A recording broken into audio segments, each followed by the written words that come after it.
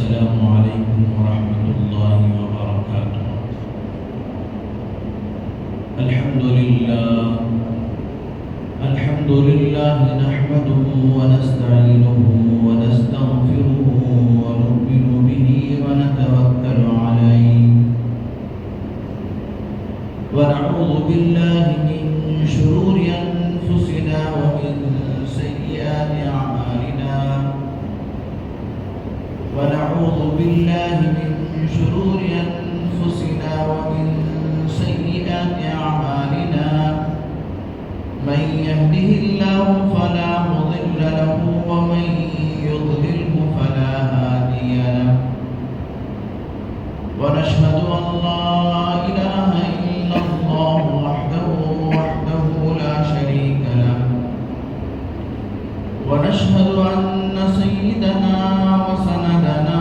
وحبيبنا وإمامنا ومولانا محمد وبارك وسلم تسليما كثيرا أرسله الله تعالى بين يدي الساعة بشيرا ونذيرا وداعيا إلى الله بإذنه وسراجا منيرا أما بعد فقد قال الله تبارك وتعالى في القرآن المجيد والفرقان الحميد أعوذ بالله من الشيطان الرجيم بسم الله الرحمن الرحيم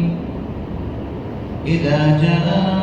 أجلهم لا يستأخرون ساعة ولا يستقدمون صدق الله العظيم وصدق رسوله النبي الكريم ونحن على ذلك لمن الشاهدين والشاكرين سبحانك لا علم لنا إلا ما علمتنا إنك أنت العليم الحكيم رب اشرح لي صدري ويسر لي أمري واحلل عقدة من لساني يفقهوا قولي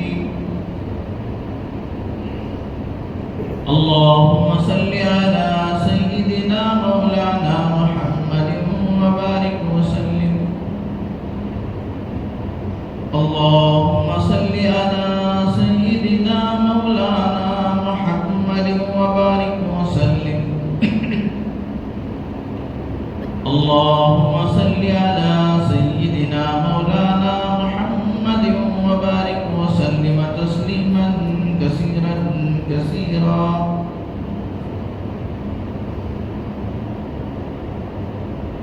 ہر قسم کی تمام تعریفیں، تمام بڑائیاں اور بزرگیاں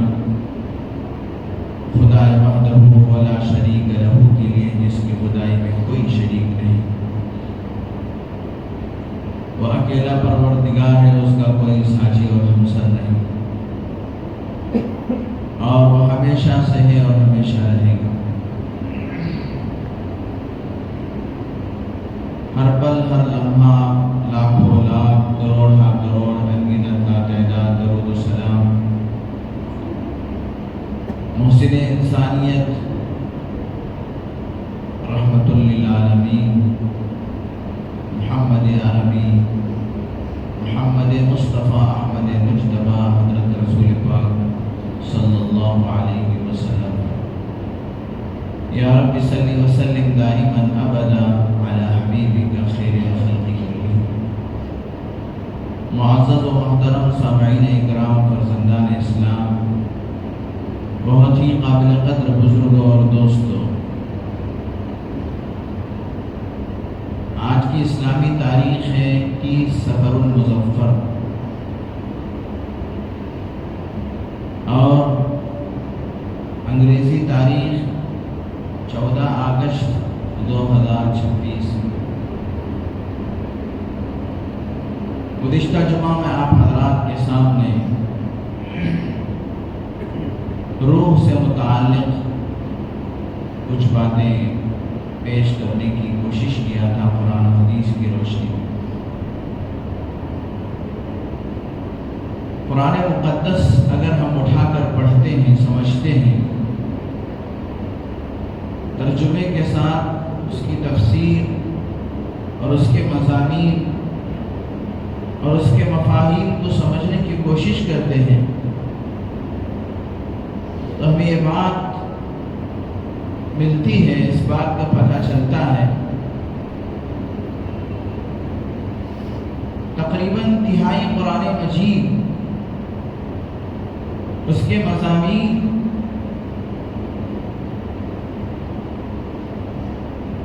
ان مضمون وہ مضامین ان چیزوں پر مشتمل ہیں جو انسان کی زندگی کے بعد جو ما بعد الموت کی زندگی ہے، موت کے بعد کی زندگی سے متعلق تہائی قرآن میں اللہ تبارک و تعالیٰ نے وہ مضامین بیان کیے ہیں جن کا تعلق موت کی بعد کی زندگی سے۔ اس لیے کہ اصل جو زندگی ہے وہ وہی موت کے بعد کی زندگی ہے۔ یہ جو دنیا کی زندگی ہے یہ عارضی زندگی ہے۔ اس زندگی کو اللہ جل شانہ نے متاع الغرور کہا گیا۔ الدنیا متاع الغرور، دنیا کی زندگی دھوکے کا سامان ہے۔ جو دنیا کو اصل سمجھ گیا اور جو اس دنیا کے پیچھے پڑ کر اپنے اوقات کو ضائع کر دیا، گویا کہ وہ دھوکے میں ہے۔ اصل زندگی آخرت کی زندگی ہے جو موت کے بعد سے شروع ہونے والی۔ اسی لیے آقا دو جہاں امام الانبیاء حضرت محمد رسول اللہ صلی اللہ علیہ وسلم نے اپنے ساتھیوں کو، صحابہ اکرام کو اس کی طرف ایسے متوجہ فرمایا کہ ہمیشہ صحابہ اکرام کے ذہنوں میں آخرت ہوتی تھی۔ ہمیشہ حضرات صحابہ اکرام موت کے بعد والی زندگی کی فکر اور اس کی کوشش میں رہتے تھے۔ حضرات صحابہ اکرام رضوان اللہ تعالی علیہم اجمعین دنیا کی زندگی کے لیے اتنی توجہ نہیں دیتے تھے جتنی آخرت کی زندگی کے لیے توجہ کیا کرتے۔ اور اللہ کے نبی حضرت محمد رسول اللہ صلی اللہ علیہ وسلم کی صحبت اور آپ علیہ السلام کی ان کو نصیحتیں اور آپ علیہ السلام کی تعلیمات کہ اللہ کے نبی نے فرمایا اگر یہ دنیا اللہ کے نزدیک ایک مچھر کے پر سے زیادہ اس کی کوئی قیمت ہوتی تو اللہ تبارک و تعالیٰ کسی کافر کو ایک گھونٹ پانی نہیں دیتا۔ اللہ کے نزدیک اس دنیا کی کوئی حیثیت نہیں ہے، کوئی کیا ہے اس کی وقعت نہیں۔ لیکن آدمی جب دنیا میں رہتا ہے تو سب کچھ اسے دنیا ہی میں نظر آتا ہے۔ میری کامیابی مال میں ہے، میری کامیابی بنگلوں میں ہے، میری کامیابی فلاں میں ہے۔ مولانا روم رحمت اللہ علیہ نے اس کی مثال بہترین طریقے سے سمجھانے کی کوشش کی۔ میں بھی کوشش کروں گا کہ مجھے اور آپ کو یہ چیز سمجھ میں آ جائے۔ جب بچہ ماں کے پیٹ میں رہتا ہے تو بچے کی ذہنیت پر حضرت نے لکھا ہے مثنوی شریف کے اندر، یہ بچہ اسی ماں کے پیٹ کو پوری کائنات سمجھنے لگتا ہے، اور اس بچے کو جبکہ وہ گندگی میں رہتا ہے، اس کا پورا ماحول گندگی کا رہتا ہے اور اس کی خوراک بھی گندا خون ہوتا ہے۔ جب کوئی عورت امید سے ہو جاتی ہے تو اس کی ماہواری بند ہو جاتی ہے اور وہی خون اس بچے کی غذا بنتی ہے۔ اب اس بچے سے اگر کوئی کہے کہ تو اس عالم سے پھر دوسرے عالم میں جائے گا، دنیا میں جائے گا، وہاں تیرے لیے اس سے بہتر مکان ہوگا، اس سے اچھی ہوائیں ہوں گی اور اس سے اچھا بستر ہوگا اور تیرے لیے اس سے اچھی غذا ہوگی، وہاں تیرے لیے ایسی نعمتیں ہوں گی، تو وہاں دودھ پیے گا، تو صاف و شفاف دودھ پیے گا، اور تو پھر چلتے چلتے کچھ اور کھانے لگے گا، پھر ایک وقت آئے گا تو کیا ہے، مرغیاں ہضم کرے گا، بکرے ہضم کرے گا، گائیں ہضم کرے گا، اور پتہ نہیں کہ کیا کیا ہضم کرے گا۔ تو انسان جو دنیا میں کھاتا ہے، وہ جو بچہ ماں کے پیٹ میں رہ کر کھاتا ہے، اس کی کوئی آپ کے پاس کوئی حساب و کتاب ہے؟ آپ اس کو کیا کچھ ٹیلی کر سکتے ہیں؟ جو انسان دنیا میں رہتا ہے اس کو، اور جو بچے ماں کے پیٹ میں رہ رہا ہے اس کو انسان ٹیلی کر ہی نہیں سکتا، اس کو حساب میں لا ہی نہیں سکتا۔ لیکن جب بچے کو سمجھایا جائے وہاں پر، جب بچہ ماں کے پیٹ میں رہ رہا ہے تو وہ بچہ اسے مانے گا نہیں۔ اسی لیے دنیا کا ہر بچہ جب پیدا ہوتا ہے تو رونے لگتا ہے۔ کیوں روتا ہے؟ کہ میری وہ عالم، میرا وہ ماں کا پیٹ وہ چھوٹ رہا ہے۔ میں وہاں پر بڑے آرام سے تھا، بڑے اچھے طریقے پر تھا، بڑا اچھا کھا رہا تھا، بڑا اچھا پی رہا تھا، میں کہاں آ گیا؟ تو دنیا کا ہر بچہ جو ماں کے پیٹ سے پیدا ہوتا ہے وہ رونے لگتا ہے۔ کوئی اکا دکا کے واقعات میں ملتا ہے، حضرت ضحاک رحمۃ اللہ علیہ اور ماں کے پیٹ میں تقریباً 2 سال رہے۔ جب وہ دنیا میں آئے تو وہ ہنس رہے تھے، اسی لیے ان کا نام پڑا ضحاک، ہنسنے والے۔ ایسا کوئی 1-2 واقعے ہوں گے، لیکن جو بھی بچہ دنیا میں آتا ہے تو رونے لگتا ہے۔ وہ کیوں روتا ہے؟ تو علماء نے لکھا ہے کہ وہ اسی لیے روتا ہے کہ وہ ماں کا پیٹ جو اس کی کل کائنات تھی وہاں سے نکل رہا ہے۔ اب جب آدمی دنیا کے اندر آیا ہے تو دنیا ہی کو،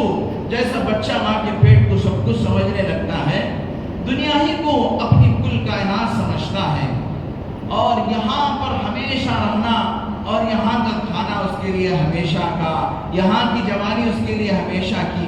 یہ سوچ کر آدمی دنیا میں ایسے منہمک ہوتا ہے اور ایسے لگ جاتا ہے کہ وہ آخرت کو بھول جاتا ہے، وہ قبر کو بھول جاتا ہے۔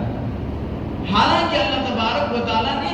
دنیا کے اندر عارضی طور پر اس کو بھیجا ہے، اور دنیا کی آپ دیکھ بھی لیجئے کہ دنیا کی جو سب سے بہترین غذائیں ہیں وہ آخرت کے اعتبار سے کیا اس کی حیثیت ہے۔ دنیا کا بہترین لباس ریشم ہے، لیکن اللہ تبارک و تعالیٰ نے اس کی حقیقت کو انسانوں کے آنکھوں کے سامنے دکھا دیا کہ وہ ریشم ایک کیڑا ہے، اس کیڑے کا کیا ہے، غلاظت ہے، اور اس سے نکلنے والی غلاظت کو اللہ تبارک و تعالیٰ نے دنیا کا بہترین لباس بنایا۔ اور شہد دنیا کا قیمتی کیا ہے، مشروب ہے، دنیا کا قیمتی مشروب ہے، اس سے بہتر کوئی مشروب آپ کو مل ہی نہیں سکتا۔ لیکن میرے دوستو وہ کیا ہے، وہ ایک مکھی سے نکلنے والی چیز ہے، وہ ایک مکھی سے نکلنے والی چیز ہے۔ اللہ تبارک و تعالیٰ نے دنیا کی بے ثباتی کو اس طریقے سے ظاہر فرمایا، لیکن اس کے باوجود انسان دنیا میں ایسے لگتا ہے کہ دنیا میں ایسے لگا کہ مرنے کو مسلمان بھول گئے، جینے میں جی اتنا لگایا کہ مرنا بھول گیا، مرنا یاد نہیں رہا۔ اللہ کے نبی حضرت محمد رسول اللہ صلی اللہ علیہ وسلم کی صحبت اور آپ کی تعلیمات اور آپ علیہ السلام کے توجہات کا نتیجہ تھا کہ حضرات صحابہ اکرام رضوان اللہ تعالی علیہ مجمعین کے سامنے ہمیشہ آخرت ہوا کرتی تھی۔ اسی لیے ایک مرتبہ صحابہ اکرام کے سامنے باہر سے ایک کپڑا آیا، کپڑا، یہ ریگستان کے رہنے والے صحابہ اکرام کوئی قیمتی چیز دیکھے ہوئے نہیں تھے۔ وہ کپڑا تھوڑا عمدہ سا کپڑا تھا، یمن سے یا کہیں سے باہر سے کپڑا آیا تو صحابہ اکرام اس کپڑے کو ہاتھوں ہاتھ دیکھ کر تعجب کے ساتھ دیکھ رہے ہیں، کتنا پیارا ہے، کتنا ملائم ہے، کتنا بہتر ہے۔ صحابہ اکرام ایک دوسرے کے ہاتھوں میں وہ کپڑا جا رہا تھا، اور اس کی نرماہٹ کو اور اس کی نظافت کو دیکھ کر صحابہ تعجب کر رہے۔ اللہ کے نبی صلی اللہ علیہ وسلم اپنے ساتھیوں کو دیکھ رہے تھے کہ وہ اس کپڑے کو بڑے تعجب کے ساتھ دیکھ رہے ہیں۔ تو اللہ کے نبی صلی اللہ علیہ وسلم فوراً حضرت صحابہ کو آخرت کی طرف متوجہ فرمایا حضرت سعد بن معاذ رضی اللہ تعالی، جو اس وقت ان کا انتقال ہو گیا تھا، اللہ کے نبی نے فرمایا ان کے لیے جو جنت میں اللہ تبارک و تعالیٰ نے ناک پوچھنے کا کپڑا دیا ہے وہ اس سے بہتر ہے۔ اللہ تبارک و تعالیٰ نے سعد بن معاذ رضی اللہ تعالیٰ عنہ کو جو ناک پوچھنے کے لیے، منہ پوچھنے کے لیے، جن کو ہم کرچف کہتے ہیں، دستی کہتے ہیں، وہ اللہ تبارک و تعالیٰ نے ان کے لیے جو جنت میں دیا ہے وہ اس کپڑے سے 1000 درجے بہتر ہے۔ فوراً اللہ کے نبی نے صحابہ کی سوچ کو آخرت کی طرف متوجہ کرا رہے ہیں کہ میرے صحابہ، اس دنیا کی چیز کو تم کیا وقعت دو گے، کیا حیثیت دو گے، کیا اس پہ آپ قیمتی سمجھو گے، اصل چیز تو آخرت۔ چنانچہ میرے دوستو، اللہ کے نبی صلی اللہ علیہ وسلم نے فرمایا اذا جاء اجلهم فلا يستقدمون ولا يستاخرون، جب کسی کی موت کا وقت آتا ہے تو نہ اس کے لیے وہ موت ایک لمحہ آگے ہو سکتی ہے، نہ ایک لمحہ پیچھے ہو سکتی۔ فرشتے جب اس کی جان لینے کے لیے ملک الموت آتے ہیں تو دو فرشتے، جب انسان بالغ ہوتا ہے تو اسی وقت سے اللہ تبارک و تعالی ہر انسان کے ساتھ دو فرشتوں کو اللہ تعالیٰ لگا دیتے ہیں، جس کا تذکرہ قرآن مجید میں بھی اللہ تبارک و تعالیٰ نے ذکر فرمایا۔ ان دو فرشتوں کو کرامن کاتبین کہتے ہیں۔ روایتوں سے معلوم ہوتا ہے ایک دہنے مونڈے پر ہوتا ہے اور دوسرا بائیں مونڈے پر ہوتا ہے، اور یہ فرشتوں کی صحبت، یہ دو جو فرشتے ہیں ان کی صحبت ہر انسان کے ساتھ اتنی قوی اور مضبوط ہوتی ہے کہ ایک لمحے کے لیے بھی مرنے تک یہ فرشتے اس سے جدا نہیں ہوتے۔ ایسی صحبت کسی اور سے اس انسان کی نہیں ہوتی۔ میاں بیوی ہے تو ان سے کبھی جدائی ہو جاتی ہے، باپ بیٹا ہے تو کبھی جدائی ہو جاتی ہے، خاندان والے ہیں تو جدائی ہو جاتی ہے، لیکن یہ دو فرشتے ایسے ہیں کہ جب سے انسان بالغ ہوتا ہے، جب سے وہ مکلف ہوتا ہے، جب سے اللہ تبارک و تعالیٰ اس پر احکام کو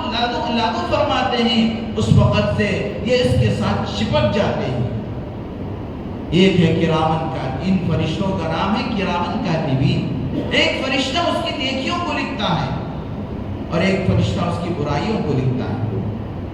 حدیث پاک میں اللہ کے نبی حضرت محمد رسول اللہ صلی اللہ علیہ وسلم نے فرمایا، جب کوئی بندہ مومن کے مرنے کا وقت ہوتا ہے، ملک الموت اس کے پاس آتے ہیں تو یہ دو فرشتے جو کرامن کاتبین ہیں ملک الموت سے اجازت لیتے ہیں اور کہتے ہیں کہ یہ ہمارا وہ ساتھی تھا، کبھی ہم سے جدا نہیں ہوا، آج یہ ہمارا ساتھی ہم سے جدا ہو رہا ہے تو ہم اس سے کچھ بات کر لیں، ہم اس سے کچھ بات کر لیں۔ ملک الموت ان دو فرشتوں کو اجازت دیتے ہیں۔ تو یہ دونوں فرشتے کرامن کاتبین، میرے دوستو ایک بات آپ کو درمیان میں کہتا ہوں، یہ تمام چیزیں ہم کو نظر نہیں آ رہی، اس کا مطلب یہ ہے، یہ نہیں ہے کہ یہ نہیں ہوتا ہے، بلکہ میرے دوستو اگر اللہ تبارک و تعالیٰ کی اس میں بہت بڑی مصلحت ہے، اللہ تبارک و تعالیٰ نے ہمارے ایمان کا جو امتحان رکھا ہے وہ ایمان بالغیب پر۔ اللہ تبارک و تعالیٰ یہ فرشتے انسان و جنات کے علاوہ سب کو نظر آتے ہیں، اور اسی طریقے سے عالم برزخ کے اندر جو کچھ ہوتا ہے، مسلمان کو، کافر کو جو عذاب ہوتا ہے، جو ثواب ہوتا ہے، جو کچھ اللہ کی نعمتیں ملتی ہیں، اور وہ قبر میں جانے کے بعد جو کچھ کرتا ہے، انسان و جنات کے علاوہ اللہ تبارک و تعالیٰ نے ساری مخلوق کو یہ چیز دکھاتے ہیں، انسان کو نہیں دکھاتے۔ کیوں نہیں دکھاتے انسان کو؟ پوائنٹ، اللہ تبارک و تعالیٰ نے ہمارا ایمان بالغیب رکھا ہے، اگر وہ چیز نظر آ جائے تو پھر ہمارا ایمان بالغیب نہیں رہے گا۔ اگر وہ دکھا دے تو میرے دوستو اس دھرتی پہ کوئی بھی اللہ کا انکار کرنے والا نہیں ہوگا۔ سب کے سب کیا ہے کلمہ پڑھ لیں گے، سب کے سب کیا ہے مسلمان ہو جائیں گے، بلکہ میں تو کہوں گا کہ سب کے سب وہ آخرت کے وہ خبر کے احوال کو دیکھ کر، اس ہولناکی کو دیکھ کر سجدے سے سر نہیں اٹھائے گا۔ اللہ تبارک و تعالیٰ نے ہمارا جو امتحان رکھے ہیں وہ ایمان بالغیب، وَيُؤْمِنُونَ بِالْغَيْبِ وَيُقِيمُونَ الصَّلَاةَ، پہلے پارے کے اندر پہلے ہی اللہ تبارک و تعالیٰ نے فرمایا ہم تم سے ایمان بالغیب چاہتے ہیں، بغیر دیکھے کہ ایمان لے کر آنا، یہ ہے کمال، یہ ہے میرے دوستو ایمان۔ دیکھنے کے بعد تو ہر کوئی مان لیتا ہے، نظر آنے کے بعد تو ہر کوئی مان لیتا ہے۔ اللہ کو ہم نے دیکھا نہیں لیکن اللہ پر ہمارا ایمان ہے، جنت کو ہم نے دیکھا نہیں لیکن جنت پر ہمارا یقین ہے، قبر کے عذابات کو ہم نے دیکھا نہیں لیکن قبر کے عذاب سے ہم ڈرتے ہیں، اس سے بچنے کی کوشش کرتے ہیں، اس کے لیے نمازیں پڑھتے ہیں۔ یہ کمال ہے۔ نظر آنے کے بعد تو ہر آئرہ غیرہ نقد و خیرہ بھی وہ عمل کر لے سکتا ہے، لیکن ایمان والوں کا مقام اللہ کے نزدیک اتنا بلند کیوں ہے؟ اس لیے کہ ایمان والا بغیر دیکھے کہ اللہ پر ایمان لاتا ہے، اللہ کی کتابوں پر ایمان لاتا ہے، اللہ کے فرشتوں پر ایمان لاتا ہے، اللہ کے نبی کی بتائی ہوئی باتوں پر ایمان لاتا ہے، جنت و جہنم پر ایمان لاتا ہے۔ اس لیے ایمان والے کا مقام بہت اونچا ہے۔ چنانچہ ملک الموت سے دو فرشتے کہتے ہیں کہ یہ ہمارا ساتھی جس کی ہم سے کبھی جدائی نہیں ہوئی، آج وہ ہم سے جدا ہو رہا ہے تو آپ اس سے کچھ بات کریں۔ چنانچہ وہ کرامن کاتبین مومن بندے سے بات کرتے ہیں اور اسے خوشخبری سناتے ہیں، بھائی تو کتنا رفیق تھا ہمارا، کتنا بہتر تھا، تیری وجہ سے ہمیں بڑا سکون تھا، اس لیے کہ تو نیک اعمال کرتا تو ہم کو برائیاں لکھنے کا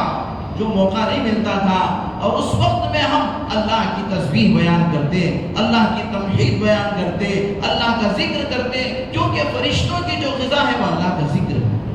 فرشتے کھاتے نہیں پیتے نہیں، بلکہ فرشتوں کو جو غذا ملتی ہے وہ اللہ کے ذکر سے ملتی ہے۔ لہذا تو نیک اعمال کرتا تھا اور ہمارے لیے موقع ملتا تھا کہ ہم اللہ کا ذکر کریں، ہم اللہ کو یاد کرتے تھے، اور ہم کیا ہیں اس خالی وقت میں ہم اللہ سے رجوع ہوتے تھے جو ہماری غذا ہے۔ بات سمجھ میں آ رہی ہے دوستو؟ سمجھے، آخرت کو سمجھو، خبر کو سمجھو اور اپنی زندگی کو بنانے کی فکر کرو۔ یہ سب چیزیں اللہ کے نبی صلی اللہ علیہ وسلم نے احادیث مبارکہ کے اندر بیان کیا،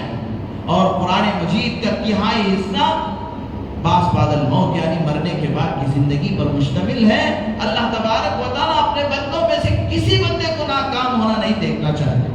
اللہ تعالیٰ چاہتے ہیں کہ میرا ایک ایک بندہ کامیاب ہو کر آ جائے، میرا ایک ایک بندہ دنیا کی زندگی میں کامیاب ہو کر آ جائے۔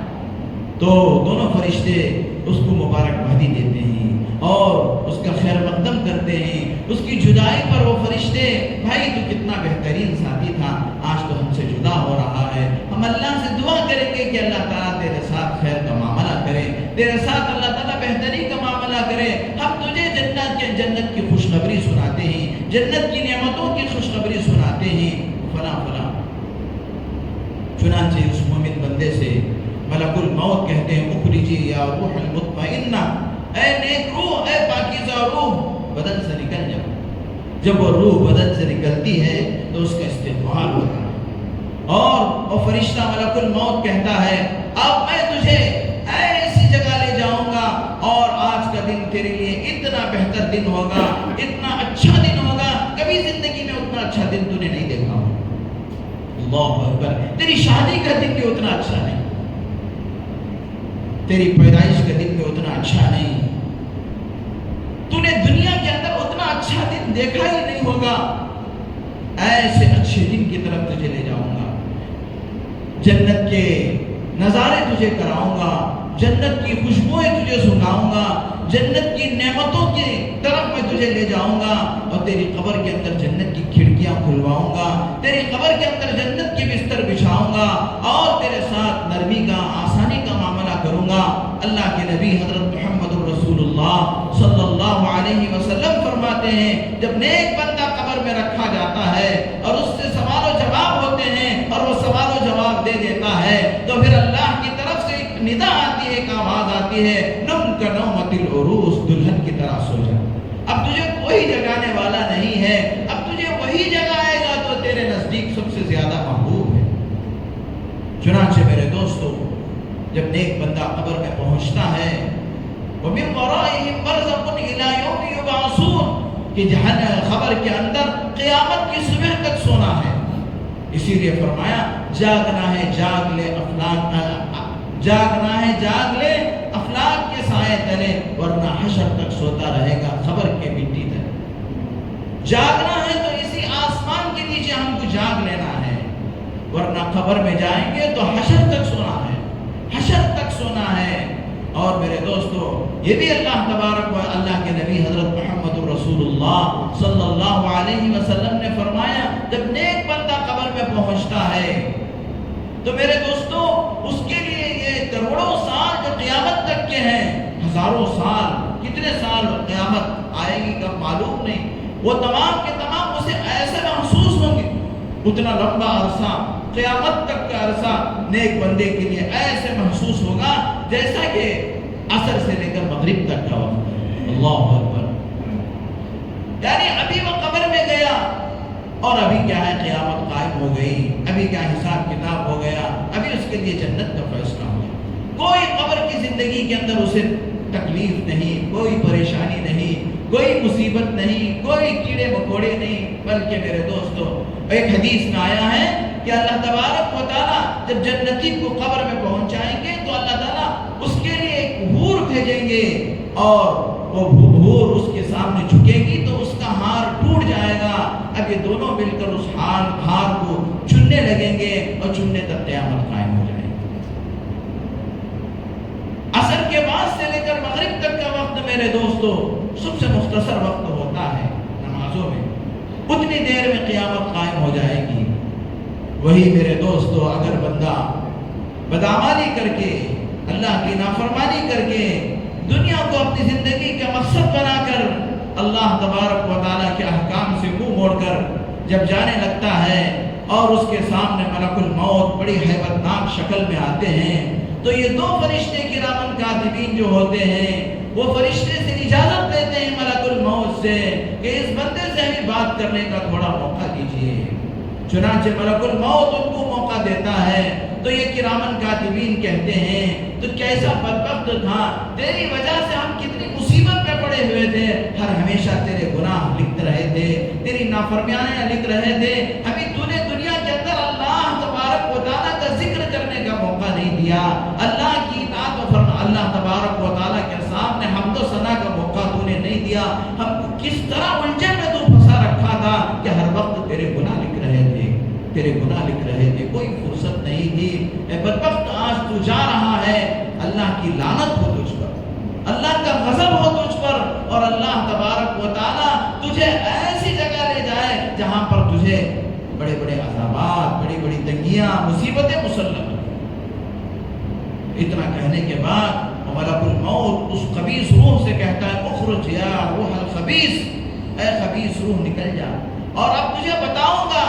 تجھے مزہ چکھاؤں گا، اتنے دن جو موج مستی میں تھا، اللہ کی نافرمانی کر کے اکڑ رہا تھا، خوش ہو رہا تھا، دنیا میں گناہ کر کے خوش ہو رہا تھا، اللہ کی نافرمانی کر کے خوش ہو رہا تھا، اب تجھے کون بچائے گا موت سے،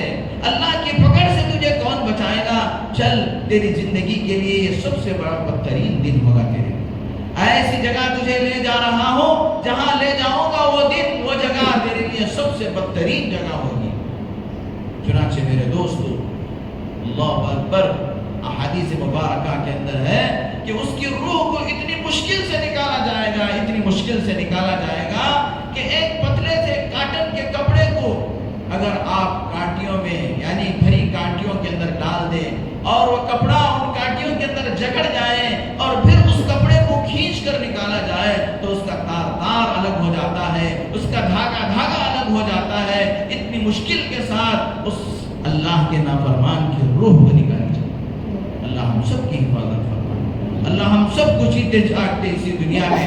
آخرت کی فکر کی توفیق عطا فرما دے۔ میرے دوستوں ہمیں یہ ساری چیزیں نظر نہیں آ رہے ہیں، جیسا بچہ ماں کے پیٹ میں ہے، دنیا اسے نظر نہیں آئی، دنیا کا راحت و آرام اسے نظر نہیں آیا، دنیا کا گھر اور دنیا کے بنگلے اور دنیا کی چیزیں اسے نظر نہیں آئی، دنیا کی نعمتیں اسے نظر نہیں آئی۔ اسی طریقے سے آج ہم دنیا کے اندر ہیں تو ہمیں آخرت نظر نہیں آ رہی، خبر نظر نہیں آ رہی ہے، خبر کے احوال نظر نہیں آ رہے ہیں۔ اس کا مطلب یہ نہیں ہے کہ قبر نہیں ہے، قبر کی راحتیں نہیں ہیں، قبر کے عذابات نہیں ہیں۔ 100% میرے دوستو ہم ان چیزوں کے اوپر ایمان رکھتے ہیں، یہ ضرور ہے، لیکن میرے دوستو دنیا سے جانے کے بعد کوئی موقع نہیں ملے گا، اعمال کا کوئی موقع نہیں ملے گا،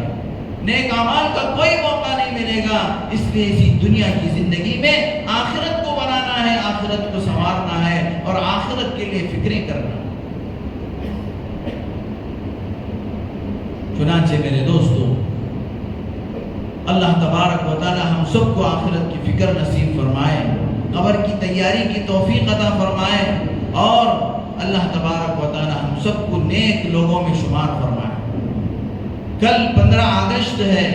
تو اس کے تعلق سے 2-4 باتیں آپ حضرات کے سامنے سنا کر اپنی بات کو ختم کرتا ہوں۔ ہمارا ملک آزاد ہوا 1947 میں، لیکن میرے دوستو یہ ملک پہلے ہی سے اس ملک پر مسلمانوں کی حکومتیں تھیں۔ ہزاروں سال مسلمانوں نے اس ملک پر حکومتیں کی، اور یہ ملک دنیا کے اندر سونے کی چڑیا کہلاتا تھا۔ اللہ تبارک و تعالیٰ نے ہمارے ملک کے اندر ایسے وسائل رکھا ہے کہ پھر دنیا کے کسی ملک کے اندر ایسے وسائل آپ کو نظر نہیں آئے۔ اللہ تبارک و تعالیٰ نے بے پناہ نعمتوں سے اس ملک کو اللہ نے نوازا ہے۔ چنانچہ جو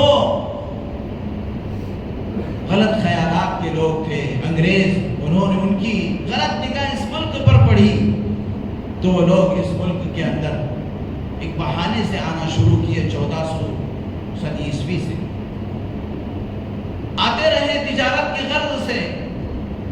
اب یہاں کے بولے بھالے مسلمانوں نے اور لوگوں نے سمجھا کہ تجارت کے لیے آ رہے ہیں، لیکن وہ اس ملک کے اندر آ کر اپنے پیر پھنسانے لگے، اور اس ملک کی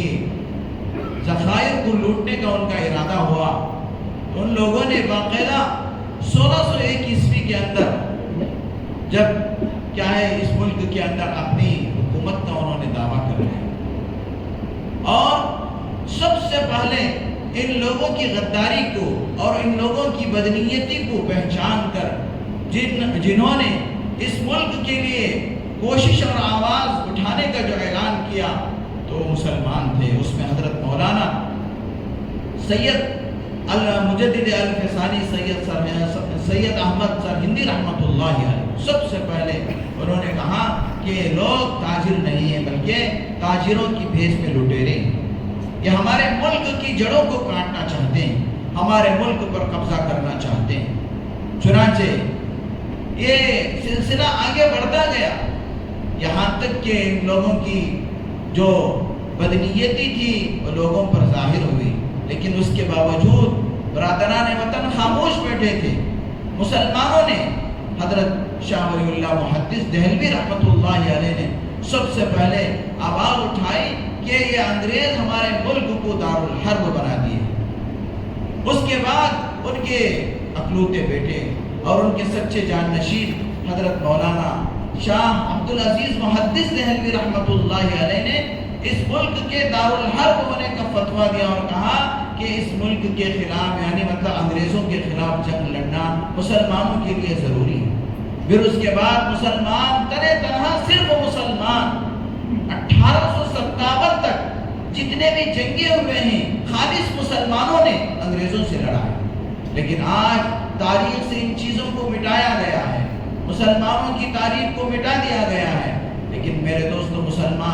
ہم مسلمانوں کو چاہیے کہ ہم اپنے آبا و اجداد کی تاریخ کو پڑھیں، اپنے اولاد کو پڑھائیں، ان کو سمجھائیں، سکھائیں، ورنہ میرے دوستو آج جو حالات ہیں ان حالات سے بھی بدتر حالات ہمارے اوپر آ جائیں۔ اللہ ہم سب کی حفاظت فرمائے۔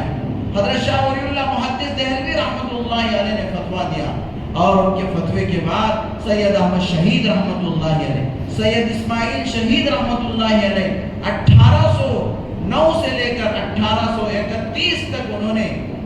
انگریزوں کے خلاف محاذ کی، اور بالآخر بالاکوٹ کے میدان میں یہ جان نثاران نے، یہ جیالوں نے، ان جوامردوں نے، ان مجاہدین آزادی نے اپنی شہادت کو پیش کیا۔ حضرت سید احمد شہید رحمۃ اللہ علیہ، سید اسماعیل شہید رحمۃ اللہ علیہ، اور اس سے پہلے میرے دوستو بنگال کے نواب سراج الدولہ نے، سراج الدولہ بہت بڑے وہ کیا ہے نواب تھے، ان کے پاس 1.25 لاکھ فوج تھی، اور اس وقت انگریز جو تھے وہ 30,000 تھے، لیکن ان کا سگا ماموں جعفر صادق، علامہ اقبال فرماتے ہیں جعفر از بنگال و صادق از دکن، دو منافق دنیا ہمارے اس ملک کو برباد کرنے میں ان کا بڑا کردار رہا ہے۔ جعفر صادق جو بنگال سے تھا، اس نے اپنے ہی بھانجے کے خلاف اس نے انگریزوں سے میل ملاپ کر لیا، اور بغیر جنگ کے نواب سراج الدولہ کو شہید کر دیا، اور اس کے بعد پھر 1799 میں شیر میسور حضرت ٹیپو سلطان شہید رحمت اللہ ہے۔ اللہ اکبر، کیسا اللہ کا ولی تھا میرے دوستوں۔ کبھی زندگی میں ان کی نماز قضا نہیں ہوئی،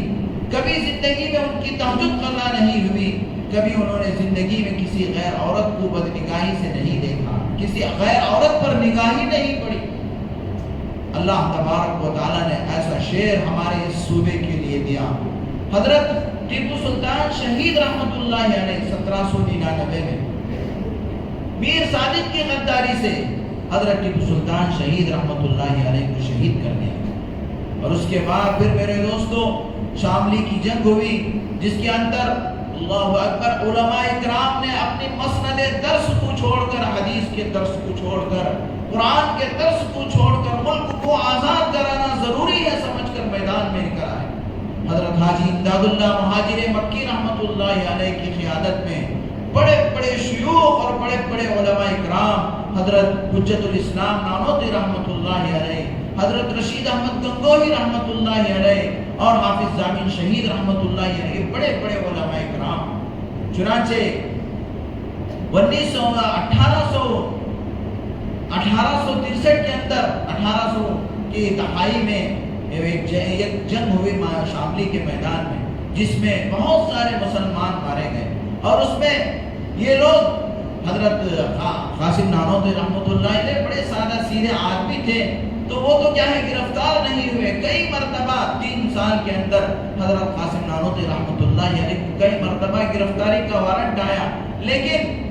پولیس ان کے پیچھے لگی رہتی تھی، لیکن وہ اتنا سیدھا سادہ رہتے تھے کہ کوئی ان کو پہچان ہی نہیں پاتا۔ ایک مرتبہ ایک گھر کے اندر حضرت تشریف فرماتے، حضرت مولانا قاسم نانوتوی رحمت اللہ علیہ، ان کے گھر کا گیا، پولیس کو پتا چلا تو اس پورے گھر کا گھیراؤ کر لیا حضرت کو پکڑنے کے لیے۔ حضرت کو جب معلوم ہوا کہ پولیس باہر کھڑی ہے تو ایک لنگی حضرت اپنے کندھے پہ ڈالے اور پتلے سے آدمی تھے باہر نکل کر آئے۔ وہ پولیس والوں نے پوچھا کہ مولوی قاسم اندر ہیں؟ تو حضرت تھوڑا دور گئے کہ ابھی تھوڑی دیر پہلے یہاں تھے۔ اب وہ لوگ اندر گئے، چلو مولوی قاسم اندر ہوں گے پکڑنے کے لیے، حضرت باہر چلے گئے۔ یعنی حضرت ہی سے پوچھ رہے تھے پولیس والے کہ مولوی قاسم یہاں کہیں آپ کو نظر آئے؟ تو حضرت نے کہا ابھی تھوڑی دیر پہلے، اپنی جگہ سے ہٹ کر تھوڑی دور آ کر کہا ابھی تھوڑی دیر پہلے میں نے یہاں دیکھا مولوی قاسم۔ اب وہ لوگ سمجھے کہ وہ اندر گئے ہوں گے، اب اندر پکڑنے کے لیے پوری پولیس گئی، حضرت باہر چلے گئے۔ اللہ تبارک و تعالیٰ نے بڑی سادگی دیا تھا۔ حضرت مولانا رشید احمد گنگوہی رحمت اللہ علیہ کو سہارنپور کی جیل میں رکھا گیا، چنانچہ انگریز جج مجسٹریٹ کے سامنے حاضری دی گئی اور اس نے پوچھا کہ آپ 1957 کی جنگ میں تھے؟ تو حضرت نے کہا ہاں جی تھا، کیونکہ اللہ والے جھوٹ نہیں بولتے، جی ہاں۔ تو آپ کے پاس کیا ہتھیار تھا؟ آپ کون سے ہتھیار، کون سے پستول، کون سی تلوار لے کر گئے تھے؟ حضرت نے جیب سے تسبیح نکالا اور کہا یہ تھا۔ اس نے کہا مجسٹریٹ نے کہا یہ تو دیوانہ آدمی ہے، ہتھیار پوچھتا ہوں تو تسبیح دکھا رہا ہے۔ اس نے ڈکلیئر کر دیا کہ یہ بے گناہ ہے۔ اس طریقے سے ان کی چھٹکاری ہو۔ اس کے بعد میرے دوستوں 1957 کے بعد مسلمانوں نے اور برادران وطن سب مل کر اس ملک کو آزاد کرانے کی کوشش کیے، اور اس میں بھی میرے دوستوں ہزاروں لاکھوں 2 لاکھ مسلمان شہید ہوئے، اور اس میں سے 51,000 خالص علماء اکرام۔ اور میرے دوستوں اس ملک کو آزاد کرانے کے واسطے بڑی کیا ہے، بڑی قربانیاں دی گئی ہیں، بڑی کوششیں کی گئی ہیں، لیکن آج یہ ملک کس حالت پر ہے ہمیں اس پر غور کرنی چاہیے، اور اس ملک کے لیے ہم دعائیں کرنی چاہیے کہ اس ملک میں اللہ تبارک و تعالیٰ امن و امان کو بحال فرمائے، اور فرقہ پرست طاقتوں کو اللہ تعالیٰ ختم فرما کر یہاں پر منصف حکمرانوں کو اللہ تعالیٰ حکومت کرنے کی توفیق عطا فرمائے۔ اور میرے دوستو سب سے اہم بات تو وہی ہے جس کو میں نے شروع میں کہا، آخرت کی اللہ تعالیٰ ہم سب کو فکر نصیب فرمائے، آمین۔